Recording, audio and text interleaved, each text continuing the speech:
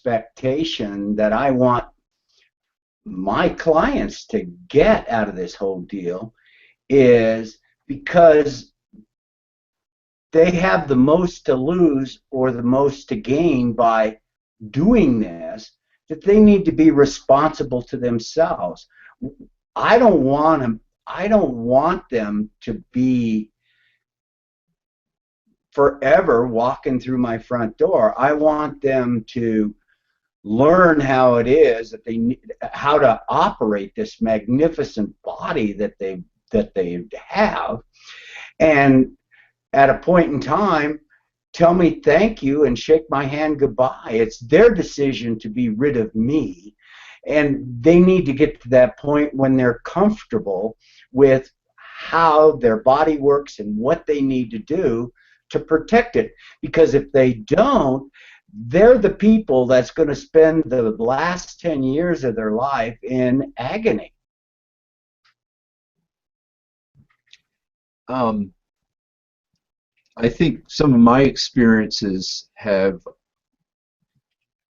obviously we're working with each person's case, different set of circumstances, maybe different degrees that we're trying to improve behaviors. Would you give some bracket of the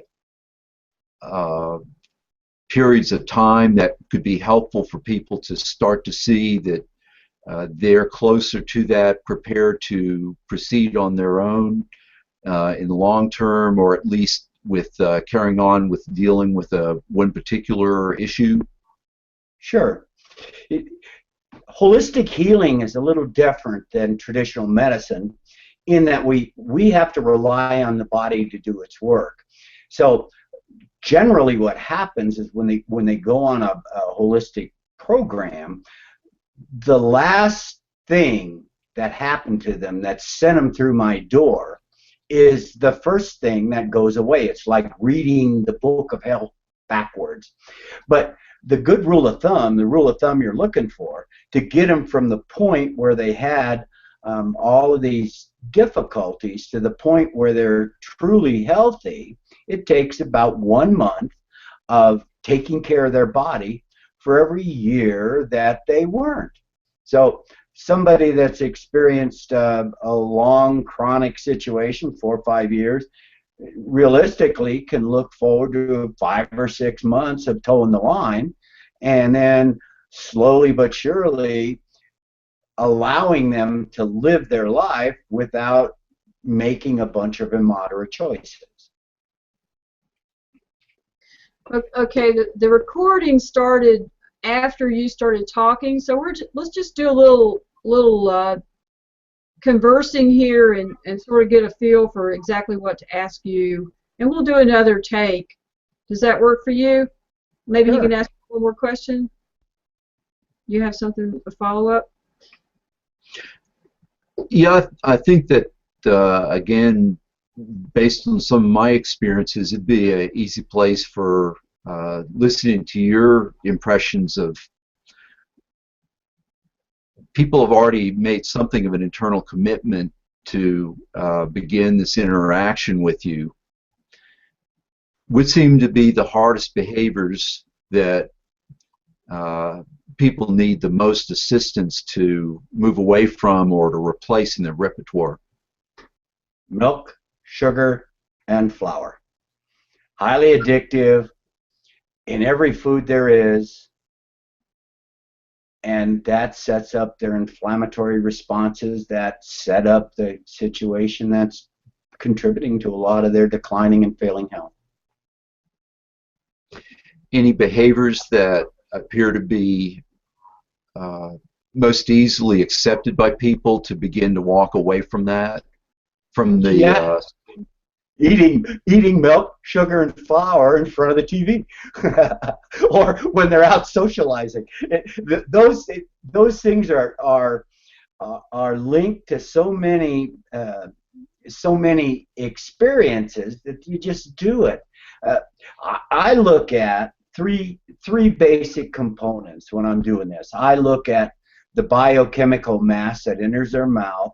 I look at the physical characteristic, the physical nature of what they do, and I look at the mental part of it. And it's not this body, mind, spirit, not this new age stuff, but it's the biochemical mass that enters their body. That's what they eat, drink, consume, breathe, rub on them, da da da da da.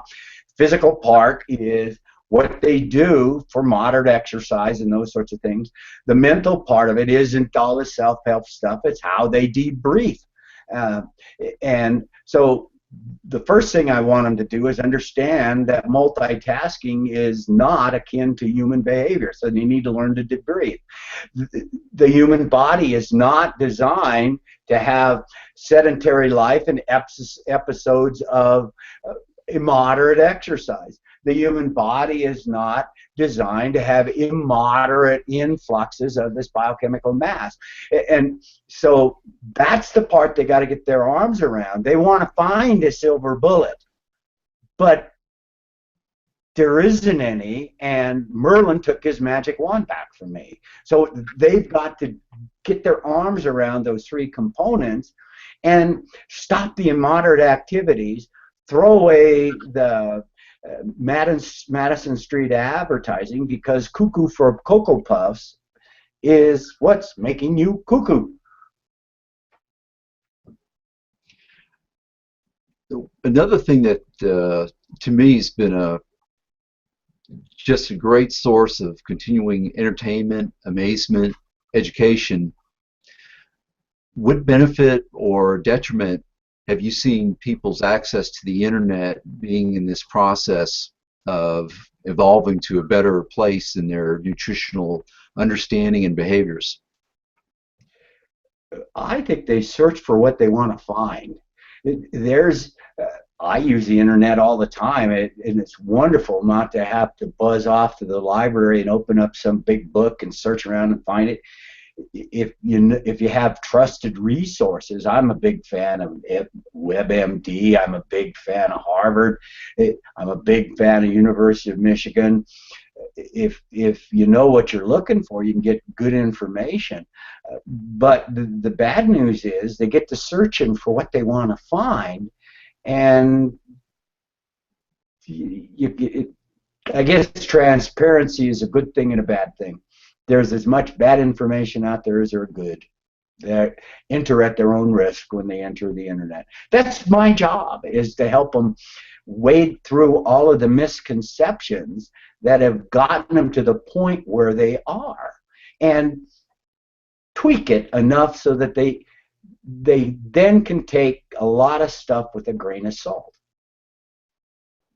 In a manner of speaking.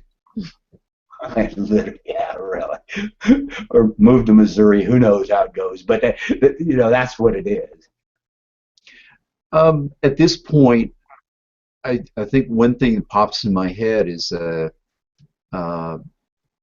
concept that is certainly has been popularized for decades, and I'd like to hear a little bit from you on your take on it.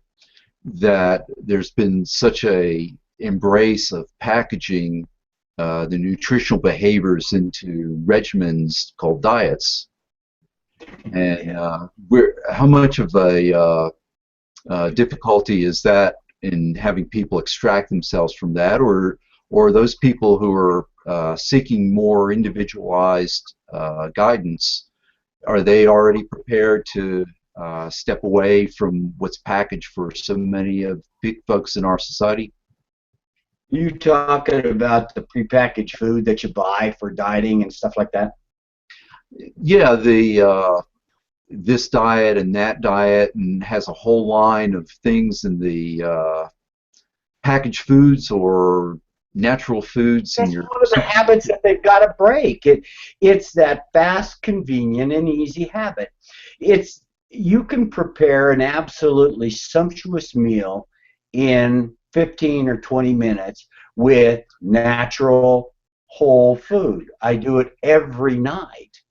This business of throwing something in the microwave, pushing it for 3 minutes, ripping the cover off and gorging themselves on whatever is there. Most packaged food, if it wasn't for flavor enhancers and color enhancers and preservatives, would be a gray mess of stuff.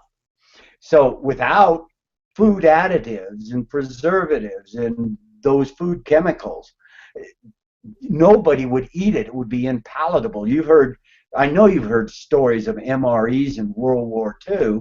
That's the problem. They hadn't perfected the food chemistry in order to make it look and taste reasonably. Fact is, processing and those sorts of things create problems. I believe that you ought to eat the food the way God made it. And if it comes in a bag, box, or can, you're better off throwing away the contents and eating the packaging, as far as I'm concerned. I think one question that I'd like to leave it to before I let Terry jump in here and direct where we go with this conversation is, you know, I'm getting a much better feeling that you know, you have fairly individualized assessment process, and that's always seems to be the natural lead-in to making the most personal and responsive behaviors from it. I just wanted to get your feeling. What is a good starting point for the person that says, well, I feel like I've got to make changes. Where can I start the process of learning more, which may guide me to, you know, in particular supplement interventions, or to the point of, you know, seeking out someone to, you know, help the direct process to, you know, more comprehensive nutritional involvement. Well, this sounds self-serving, but I've written a book. It's called Creating Radiant Health. It's available at Amazon. It's available online for roughly $20. It'll end up being a holistic health manual that'll take you from the beginning of why you want to do this stuff to the end of what you want to do. And I make it even easier than that for people who just want to ask me a question.